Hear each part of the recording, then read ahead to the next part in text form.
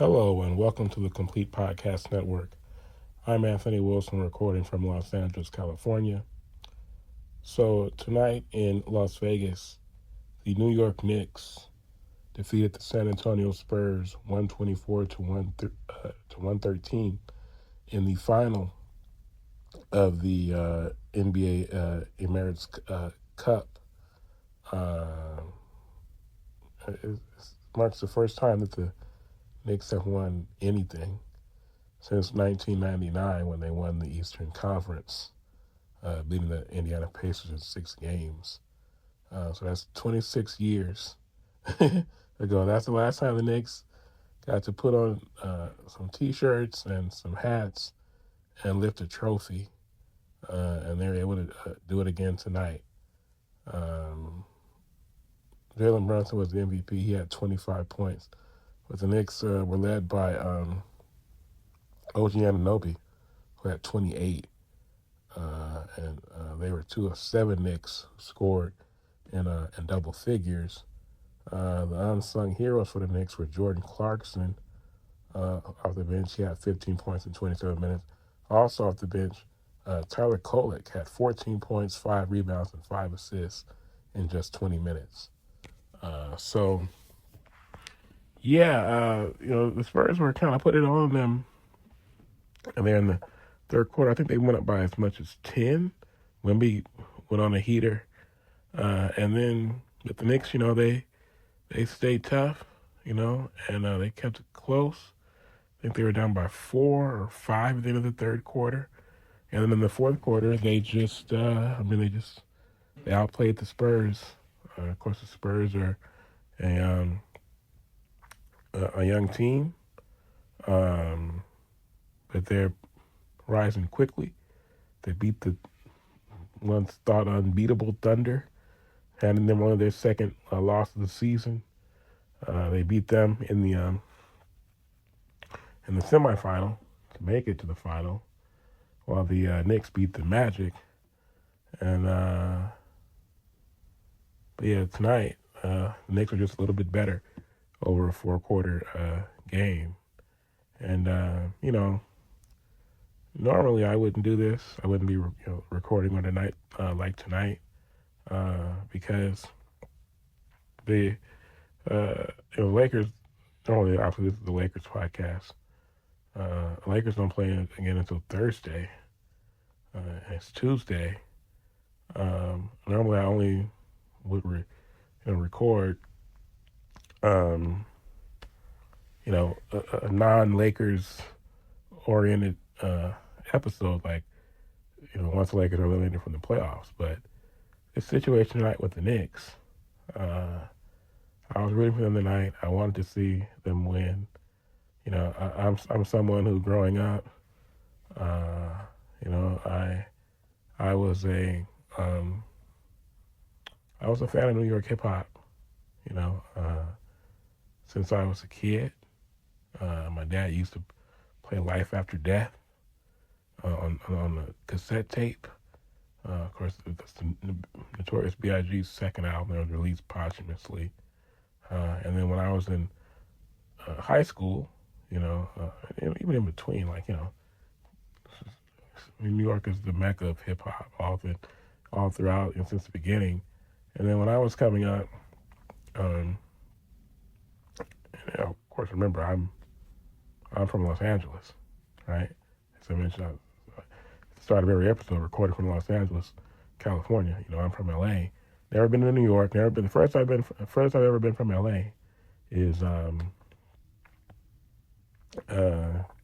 basically Las Vegas. That's the only time I've ever been out of the state of California. But New York, like as I said, because it's obviously such a, it is the, it is. New York and LA are the 2 most known probably places in the not just in the United States, but probably on the everybody, even if you've never been to the States, you know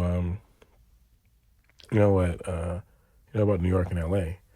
And in New York, even more than LA, is like the It's like the epicenter of the world. And as I said, growing up, listening to New York hip hop, not just you know Biggie Smalls, and then DMX and Ja Rule and Jay Z. Although I was honestly a little bit later. I didn't really become a Jay Z fan truly until like the Black album came out. I remember I had the Blueprint album, but I don't remember if I had it when it first came out or not, or if I got it like a little bit after. But for sure, well, the Black album was when I really became like a Jay Z fan. By then, that was his his first, that was his so-called retirement album. Of course, he's made several albums since then. Um, and but then in high school, he had the Black album. Then of course he had 50 Cent. 50 Cent comes out my freshman year in high school. Get Rich or Die Trying, him and G Unit. And then also I was a big Dipset fan when I was in high school. And then sports-wise, I was someone who, I didn't like the Yankees when I was a kid because I used to like to be like opposite and contradictory. My dad was somebody who, my dad is from Los Angeles, but he went to Crenshaw High School with Darryl Strawberry. And so when I was coming up and Straw was playing for the Yankees when they were winning those World Series in the 90s, my dad was always like, Strawberry this, Strawberry that, and he would kind of root for the Yankees. So that's just another thing that kind of, it's like, it was just a part of my life, growing up. And so, and as I get older, I just really I've always admired New York, and even though I've never been there, I wish I could go there. Honestly, I wish I was from New York, you know. It's, it just seems. I mean, everybody who's goes there will tell you that it's a special place. And the Knicks, the Knicks are such a great. I mean, New York is a great sports city. Their fans are so passionate, and the Knicks, although you could call them, I mean, as a franchise, they are overrated. They only won 2 championships, and the last one was 52 years ago. Knicks haven't done that much winning, if you think about it. But because they're in New York and they did win those 2 championships, and I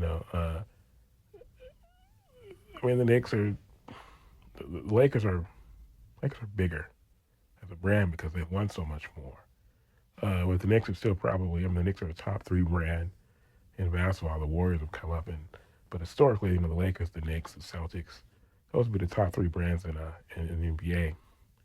And so for the Knicks, like I said, I respect their fans. I feel like their fans are so passionate, they're so knowledgeable, and they deserve to see another Knicks championship. Last year they made the conference finals for the first time since 2000. I mentioned at the top, in 99 they won the East. In 94 they won the East, and of course lost in 7 to Houston. And then of course before that it was the 2 titles they won in 70 and 73 with Frazier and Willis and DeBusschere and Bradley and Monroe in the second one, Phil Jackson, all those guys. And yeah, I wanted to see them win, and I wanted to have the people react. And of course, New Yorkers are going crazy. they actually won something, and it's like even when they won, like really, I mean, when they won those like the Eastern Conference in '94 and '99, it's like at the end of the day you just were a runner. At the end, you were runner up overall. But this little end season tournament, man, they had the actual champions. The Spurs are the runner-up, not the Knicks. The Knicks are the champs. The Knicks won. They hosted the trophy. And I'm sitting there watching them, celebrate at the, and get their medals, and then lift the trophy. I was like, bro, this is weird. I've never seen it happen. And I remember in '99 when they when they made the that run to the finals. and lost to the Spurs. I remember that. But like I didn't remember the celebration or anything. I have to pull it up on YouTube. I guess it was I guess they lifted the conference championship trophy. If they even were, I know they had the T-shirts and a hat. I didn't see them actually lift the trophy. I don't know if they were lifting, if they were getting the trophy for the Eastern for conference championships back then. But I mean in '99, I remember the Lakers, you know, 2002 for sure doing it. But when I mean dude, I mean like getting like a trophy. But the Knicks, they did it, man. They did. So it's good for New York. Good for the city of New York. They can celebrate that a little bit. They're so starved and so deprived. Like I said, bro, watching the Knicks celebrate and lift the trophy, I was like, what the hell? This is weird. It's never happened. I'm not trying to, troll or like I said. I respect New York City. But it was weird. But you had Spike there going crazy. I know Ron Artest, a New Yorker, he was sitting there celebrating. We saw last year when they made that run, just how much it meant to everybody. And you had all the old players there, and Starks and them, and then Marbury. Even Marbury, when Marbury was on the Knicks, they were trash. But you can tell you had those guys though. They were there. They were, Marbury is from New York City, so. But you had those guys there, and they were enjoying it. And good for them. It's too bad Starks and them and Ewing were never quite able to get over the hump. First Michael Jordan was in the way, then Hakeem Olajuwon was in the way. It was just always somebody in the way. They were never able to actually, do it. But they deserve this. I would have to say, they probably be right now. Detroit still has the best record in the East. The Knicks are second. They're 18-7. The result for tonight, it won't count towards the record. The actual record, season record for either team. But 18-7. Mike Brown's doing a great job. It was a little shaky at first, but he's doing a great job. And hopefully, I'd love to the Knicks, like I said, win the East, and then who knows, like the Spurs team. As well as they're playing, they're young, but they did beat the Thunder. Now, could they beat the Thunder 4-7 when the Spurs have zero playoff experience with this group of young players? Probably not. But it did kind of show that the Thunder are not unbeatable. And the Nuggets took them 7 last year.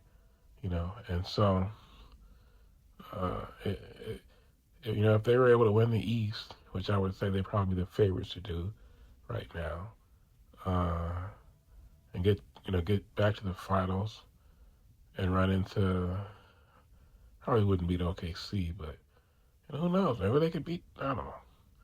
See, the problem that the Knicks have is always the Brunson being 6'1". It's just hard to win a championship. I've talked about this ad nauseum. This summer or this past spring, when they lost to the Pacers in the Eastern Conference Finals.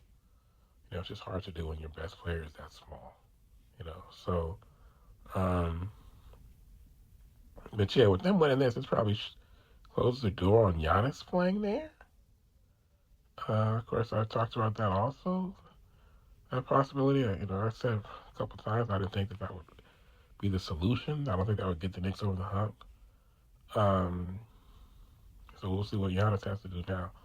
But yeah, good for the Knicks. If nothing else, they are the in-season champions. They won the Emirates Cup for the year 2000 and for the 2025-26 season. So congratulations to the New York Knickerbockers. And now, as I transition to college football, I want to say something about USC. They play their bowl game December 30th. It's going to be against TCU in the Alamo Bowl. I think yesterday it was announced they have two first-team All-Americans this year. But Kai Lemon, the receiver, who also uh, he also won the Blitnikoff for the nation's uh, best wide receiver.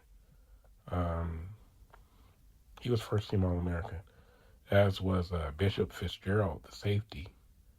He was also first-team All-American, which was kind of a surprise to me. If anyone I would have thought it'd been Kamari Ramsey, who was more talked about, I feel like.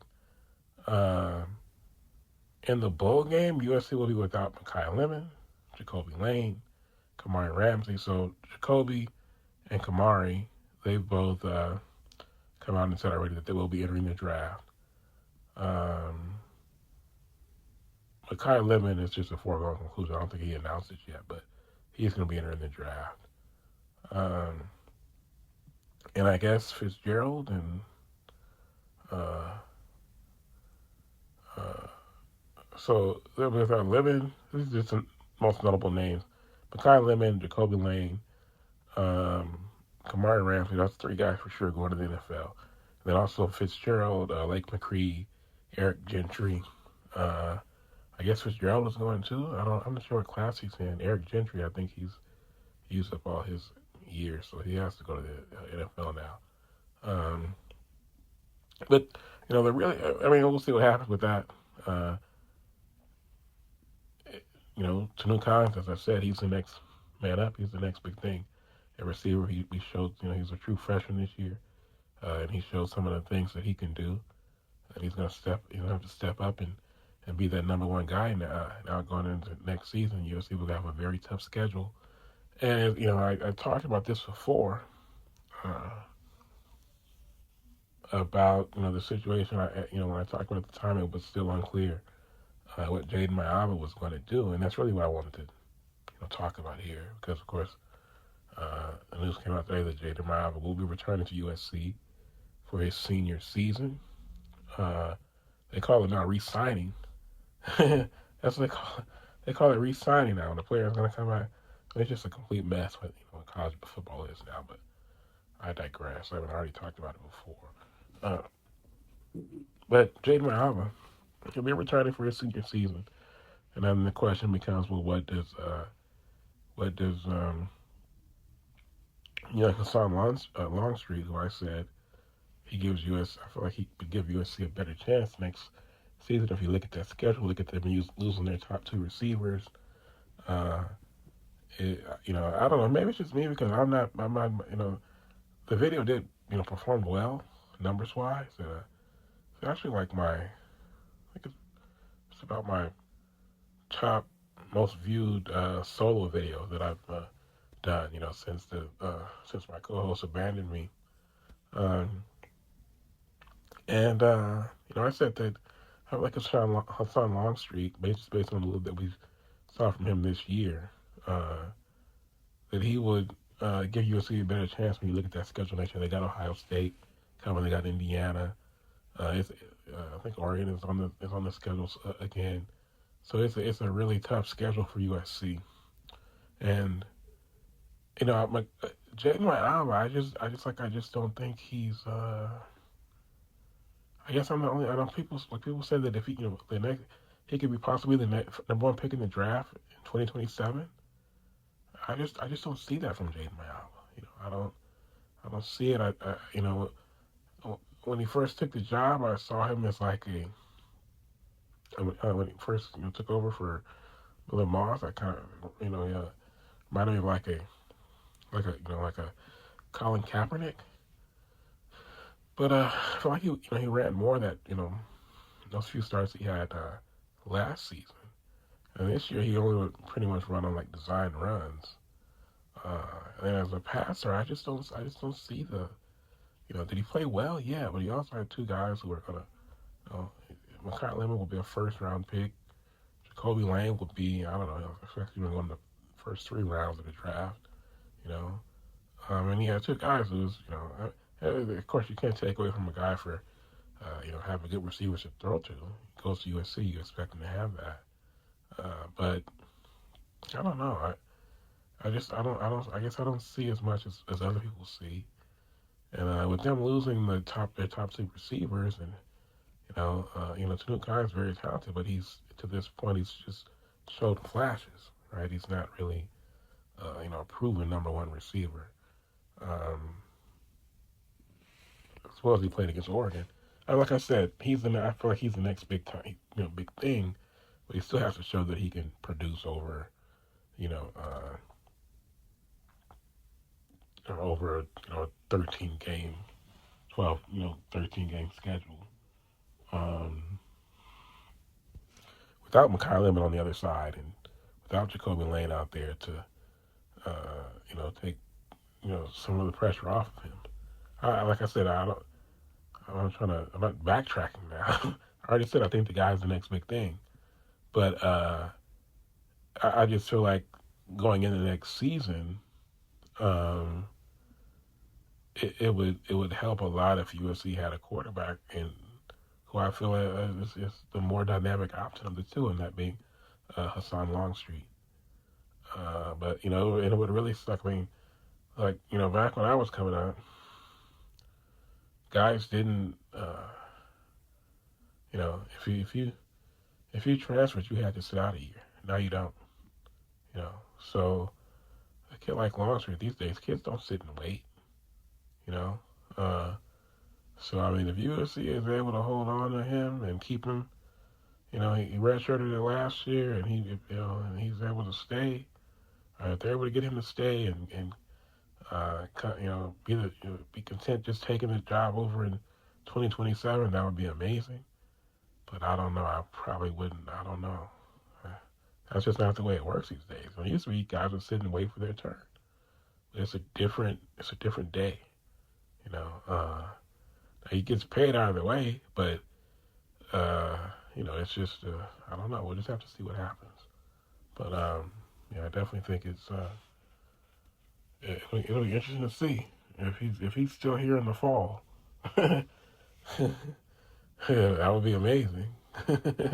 you know, and I mean, like I said, USC they won that. They got probably I think earned themselves some a little bit of like breathing room. Lincoln Riley anyway. Going 9-3. We'll see what happens in the bowl game. But next year the schedule is so difficult. Even if they bottom out, I mean, who knows? If they bottom out, it could get dicey for Lincoln Riley if that buyout number you know, starts to dwindle down a little bit. Next year will be year 5 for him. So the buyout money would have been at the beginning, it will been cut in half. So it'll just be interesting to see how that goes. Um, yeah, but it's a very dicey situation. Now think of USC. It's like, well, I mean, I always have a quarterback, right? Who's highly touted, can play.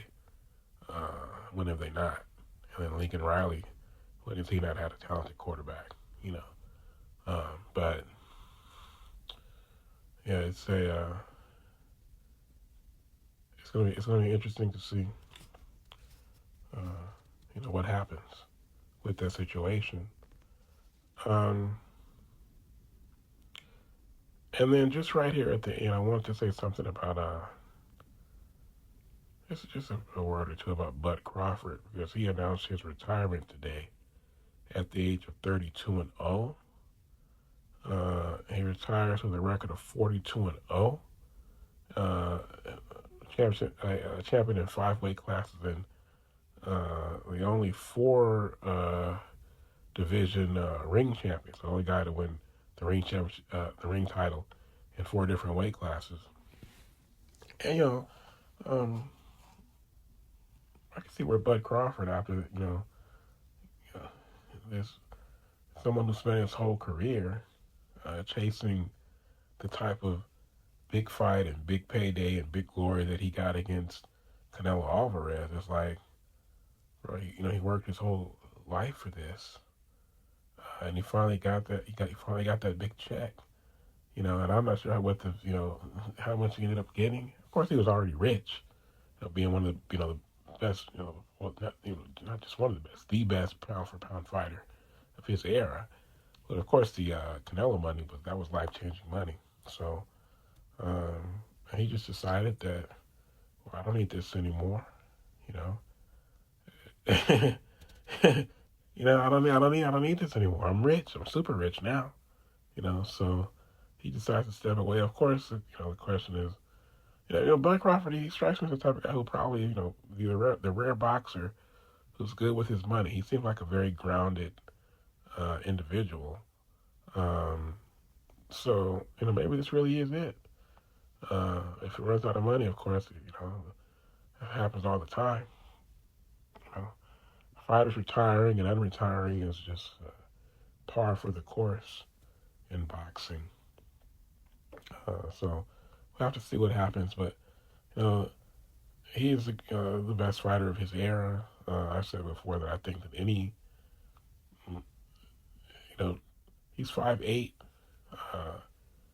I won't, Sugar Ray Robinson, he was 5'11", and he's, it's like in the history of boxing, it's pretty much like there's Sugar Ray Robinson, if you're talking pound for pound, there's Sugar Ray Robinson, and there's everybody else, right? Um, and so if you think about just like the welterweight division, Sugar Robinson, he's just beyond. He's out of the. He's not a mere mortal, right? But of the mere mortals, Robbie, like I said, Robinson is he's an immortal, right? Um, Now Ray Robinson is too, and Floyd Mayweather is too, but you know, Ray Robinson is the god amongst gods, right? Uh, but now beneath Ray Robinson, I was then you have your Ray Leonards. Ray Leonard was 5'10". Um, I don't know. I don't know what would happen if Bud fought Ray Leonard. He wouldn't be. I know he wouldn't be embarrassed. I don't know if he could beat Ray Leonard because Ray Leonard was bigger, you know, and Ray Leonard was so great. But for sure, as I said before, for sure, any fighter in the history of the welterweight division, uh, 5'8" or under, Bud Crawford is given hell to, and that includes Floyd Mayweather. Period. You know, he was that great of a fighter. So if this really is it for Bud, that's his legacy. Best fighter of his era and someone who, he's given trouble to damn near every welterweight that ever fought. You know, so good for Bud, man. You got your money, and there's nothing else. Just as there was before the Canelo fight, even the Spence fight, people made made to turn that into supposedly a big fight. Did like 600,000 pay-per-view buys, right? The Canelo fight was on Netflix. It was shown on a huge audience. So basically, he was finally able to get his big day in the spotlight for everybody to see. Oh, this is what the best fighter of this era looks like. And then he gets his big payday. He's cashed out. He's gonna go relax now. We'll see if it's really done for sure. But if it is, for right now, happy trails, Bud Crawford, and congratulations on a Hall of Fame career.